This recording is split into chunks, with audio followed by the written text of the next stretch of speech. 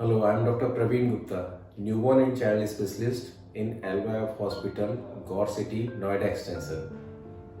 I have also been in Batra Hospital, Max Hospital, and Columbia Asia Hospital. Parents frequently complain about their child that they do not want to feed. They are very reluctant to take by their own. 5 साल का 8 साल का बच्चा भी होता है तो उन्हें पीछे भाग भाग के उनके फीड कराना पड़ता है, खाना खिलाना पड़ता है. Why does this happen? And this is happening with almost 60 to 80% of kids. Why this is happening? And what is the solution of this? Actually, we do not bother about the hunger of child. Parents चाहते कि बच्चे हमेशा उनका पेट भरा रहे, पर वो नहीं समझते हैं कि हंगर इज एज इम्पोर्टेंट, भूख लगना उतना ही इम्पोर्टेंट है जितना कि बच्चे के लिए खाना खाना. तो पहले बच्चे के बजाय बच्चे को भूख लगे वो एक सर्टेन टाइम और सर्टेन अमाउंट फिक्स करके मानते हैं कि इतना बच्चे को पहले ही खिला देना है. थोड़ा सा आई सेज कि पेरेंट्स अपने ऊपर उसको अप्लाई करके देखें. जब आपका पेट भरा हुआ है तब क्या कुछ खाने का मन करता है या कुछ भी अच्छा लगता है आपको? तभी अच्छा लगता है ना जब भूख बहुत लगती है. तो भूख उतनी इम्पोर्टेंट है जितना कि बच्चे के लिए खाना इम्पोर्टेंट है. अब मैं कहता हूँ कि न्यूबॉर्न फर्स्ट डे का है, उसे अगर आधे घंटे आपने फीड देने को डिले कर दिया तो वो चीख चीख के होता है. पर 1 साल का बच्चा, 5 साल का बच्चा, आप उसे 24 आवर खाना ना दें, वो चिड़चिड़ा होगा पर खाना नहीं मांगेगा. ऐसा क्यों? कहीं ना कहीं हमारी डीलिंग में कुछ प्रॉब्लम रही है. प्रॉब्लम यही है कि हम बच्चे के भूख का वेट नहीं करते हैं.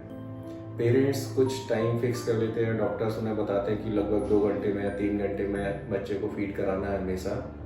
तो पेरेंट्स उसी शेड्यूल के हिसाब से फीड कराते रहते हैं. बच्चा सो रहा है तो जबरदस्ती जगा के फीड कराते हैं. आई सेज कि बच्चे की भूख का वेट करें.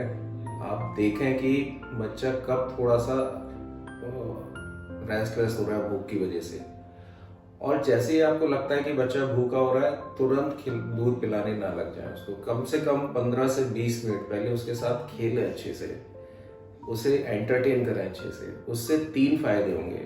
पहली बात, बच्चे का बिहेवियरल और साइकोलॉजिकल डेवलपमेंट अच्छा होगा.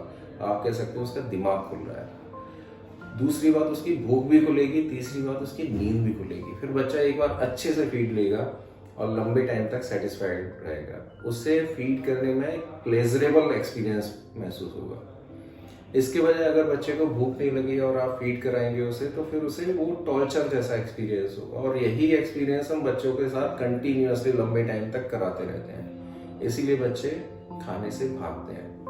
अब आप चाहें कि बच्चा बड़ा हो गया, सपोज 3 साल का है, अचानक से उनको खाना देना बंद कर दें कि चलो आज दिन भर हम खाना नहीं देंगे बच्चे को, तो भूख का एहसास कराएंगे, तो बच्चा नहीं मांगेगा इमीडिएटली. जो हैबिट 3-4 साल से इतने लंबे टाइम से पड़ी हुई है वो एक दिन में नहीं जाएगी. आपको धीरे धीरे उसको मॉडिफाई करना होगा.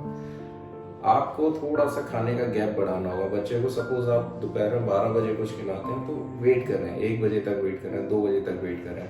जब उसे थोड़ा सा आपको लगेगा कि जब बार बार बच्चे को भूख लगेगी और एनर्जी लेवल उसका कम आएगा और तभी आप खाना खिलाएंगे तो उसे खाना खाना है उसके लिए प्लेजरेबल एक्सपीरियंस होगा.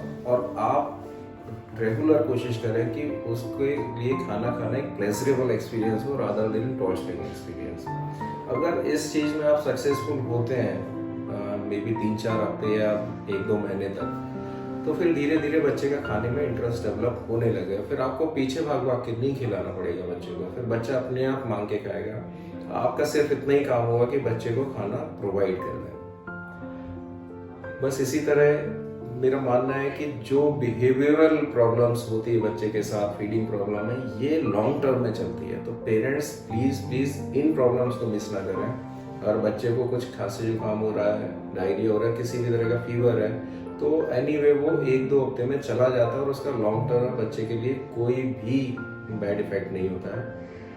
तो किसी भी बिहेवियरल प्रॉब्लम से इस तरह की है अगर बच्चे के साथ, तो आप उसे प्लीज़ नेगलेक्ट ना करें. उसके सॉल्यूशन पर पहुंचे और आप यहाँ पर हमारे से कांटेक्ट भी कर सकते हैं.